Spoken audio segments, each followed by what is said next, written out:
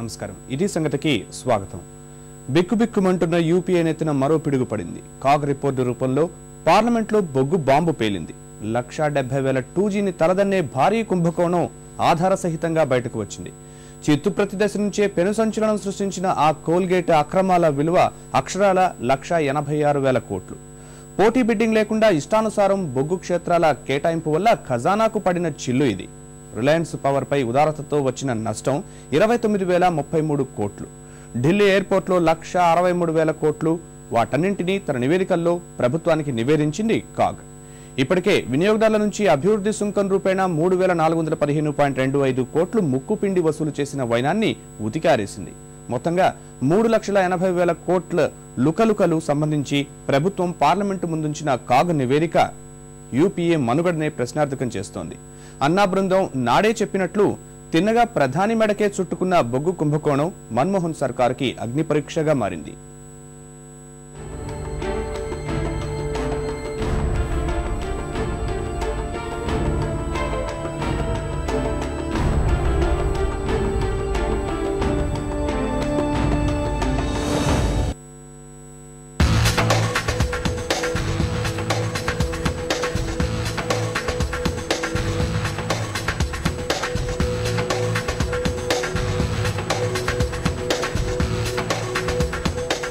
చేసిన పాపం ఊరకపోదంటారు. నిప్పులాంటి నిజాలను ఎన్ని దొంతర్లలో దాచిపెట్టినా వాటంతటవే బయటపడతాయి. బొగ్గు కుంభకోణం విషయంలోనూ జరిగింది అదే. సమయానుకూలంగా వ్యవహరించడంలో ఘోరంగా విఫలమై ఖజానాకు భారీ చిల్లు పెట్టిన యూపీఏ ప్రభుత్వ నిర్వాకాన్ని కాగ్ ఎండగట్టింది. పోటీ బిడ్డింగ్ లేకుండా కేంద్రం తీసుకున్న నిర్ణయాల వల్ల 1,86,000 కోట్ల నష్టం వాటిల్లిందని స్పష్టం చేసింది. ప్రభుత్వం సకాలంలో తప్పుదిద్దుకుని ఉంటే దానిలో కొంతమేరైనా ఊరట కలిగి ఉండేదని కాగ్ అంకెలు, సంస్థల పేర్లు సహా వెల్లడించింది. ప్రభుత్వం పార్లమెంటు ముందుంచిన నివేదిక ప్రకారం 25 సంస్థలకు చేసిన బొగ్గు క్షేత్రాల కేటాయింపులపై కాగ్ అభ్యంతరాలు వ్యక్తం చేసింది. Essar power, Hindalco, Tata power, Tata steel, Reliance power, Jindal power, Jindal steel కు పోటీ పద్ధతిని పక్కన పెట్టి నామినేషన్ ప్రాతిపదికన బొగ్గు క్షేత్రాలు ఇవ్వడాన్ని తప్పుబట్టింది. దానివల్లే 1,86,000 కోట్లు నష్టం వాటిల్లినట్లు తేల్చింది. 2010-11లో కోల్ ఇండియా ఓపెన్ కాస్ట్ గనుల ఉత్పత్తి, విక్రయ ధరలు ప్రామాణికంగా కాగ్ జరిగిన నష్టాన్ని లెక్కగట్టింది. వాస్తవానికి 1993 వరకు దేశంలో బొగ్గు క్షేత్రాల కేటాయింపులకు ఓ విధానం అంటూ లేదు.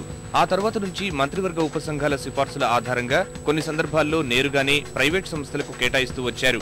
పోటీ బిడ్డింగ్ ద్వారా ఓపెన్ కాస్ట్ గనుల కేటాయింపు విధానాన్ని 2004 నుంచి అమల్లోకి తీసుకొచ్చారు. కాకపోతే దానికి సంబంధించి నేటికి ప్రభుత్వం స్పష్టమైన విధి విధానాలు ఖరారు చేయలేకపోయింది. ఈ కసరత్తుల మధ్య 2011 మార్చి 31 వరకు ప్రభుత్వ, ప్రైవేట్ సంస్థలకు మొత్తం 194 బొగ్గు క్షేత్రాలు అప్పగించేశారు. ఈ నేపథ్యంలోనే ఇకనైనా తప్పులకు ఆస్కారం లేకుండా పారదర్శకతకు పెద్దపీట వేయాలని కాగ్ హితవు పలికింది.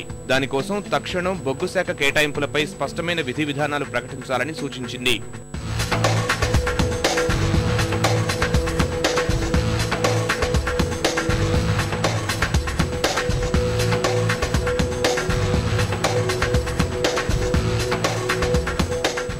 రిలయన్స్ పవర్ కంపెనీకి జరిపిన బొగ్గు కేటాయింపుల వల్ల ఖజానాకు జరిగిన నష్టాన్ని ప్రత్యేకంగా ప్రస్తావించింది. రిలయన్స్ పవర్ పొందిన 3 క్షేత్రాల వల్ల ఆ కంపెనీ 29,033 కోట్ల అయాచిత లబ్ధి పొందిందని కాగ్ లెక్కగట్టింది. అవసరానికి మించి జరిపిన కేటాయింపుల ద్వారా అనిల్ అంబానీ గ్రూప్ లబ్ధి పొందిందని పేర్కొంది. మొహర్ అల్మోరీ, ఛత్రసాల్ బొగ్గు క్షేత్రాల నుంచి తక్కువ ధరకే ఆర్ పవర్ మిగులు బొగ్గు పొందినందున మొత్తంగా 29,033 కోట్ల రూపాయలు లాభపడిందని, ఇప్పటికే 11,852 కోట్లు నికర మేలు పొందిందని కాగ్ తెలిపింది.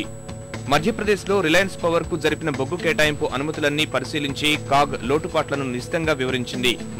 మొహర్ అల్మోరీ, ఛత్రసాల్ బొగ్గు క్షేత్రాల నుంచి లీజులు పొందాక అతి తక్కువ ధరకే మిగులు బొగ్గు వాడుకునే హక్కులు దక్కించుకుంది ఆర్ పవర్.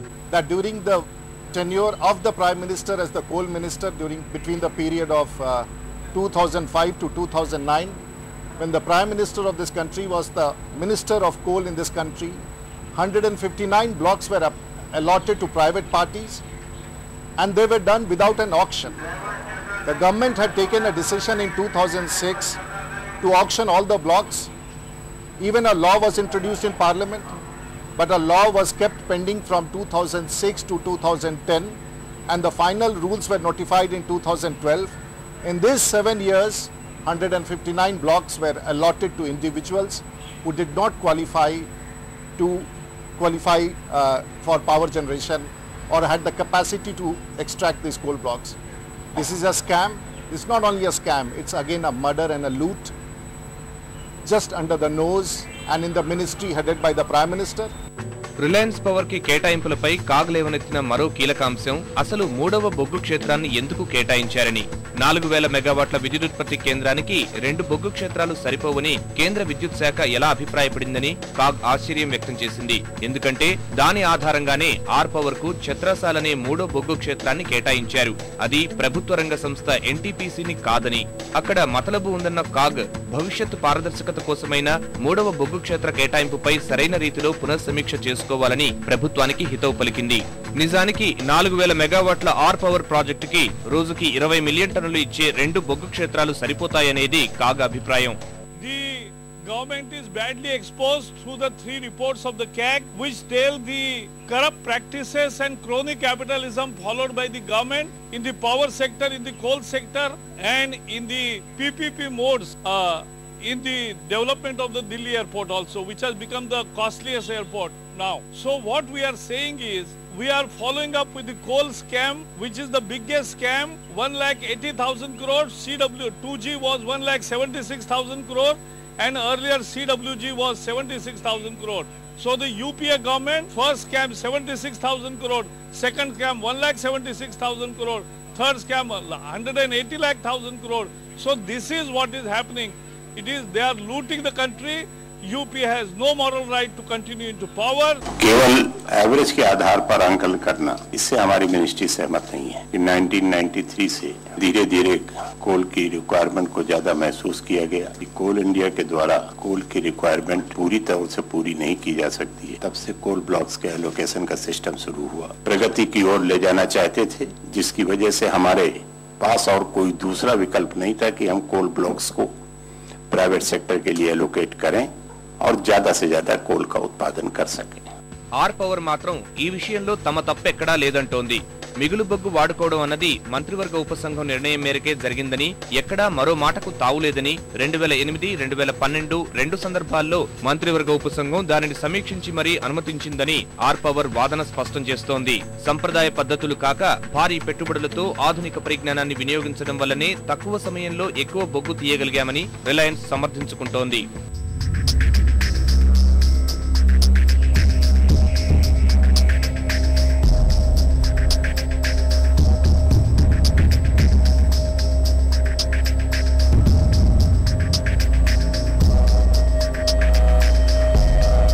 కాగ్ కేంద్రాన్ని తూర్పారబట్టిన మరో ముఖ్య విషయం ఢిల్లీ విమానాశ్రయంలో అభివృద్ధి సుంకం వసూలు.